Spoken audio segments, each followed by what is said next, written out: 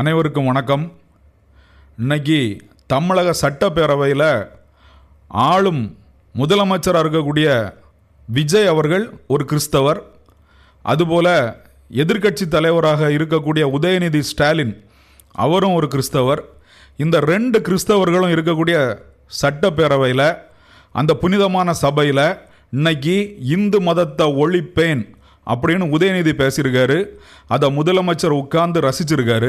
இன்னைக்கு தமிழ்நாட்டில் கிட்டத்தட்ட 87.58% பெரும்பான்மை மக்கள் கடைபிடிக்கக்கூடிய இந்து மதத்தை ஒரு சட்ட சபையில் வச்சு ஒழிப்பேன்னு சொல்லி ஒருத்தர் பேசணும்னா அதை இத்தனை சட்டசபை உறுப்பினர்கள் உட்கார்ந்து ரசிக்கணும்னா தமிழ்நாட்டோட நிலைமை எந்த லட்சணத்தில் இருக்குங்கிறத இந்துக்கள் புரிஞ்சுக்கிடணும்.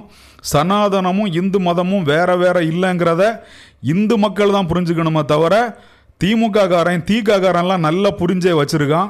இந்து மதமும் சனாதனமும் வேற வேற இல்லைன்னு நான் சொல்லலை, வீரமணி சொல்லியிருக்காரு. இந்த மாதிரி திராவிட கழக தலைவர்கள் வந்து சொல்லியிருக்காங்க ரெண்டும் வேற வேற இல்லைன்னு. ஆனால் நம்ம இந்து மக்கள் தான் வேற யாரையோ சொல்கிறாங்க. சனாதனம்னு சொல்கிறது நம்மளை சொல்லலை, வேற எதையோ சொல்கிறதா நினச்சிக்கிட்டே இருக்கிறீங்க. இனிமேலாவது புரிஞ்சுக்கிடுங்க.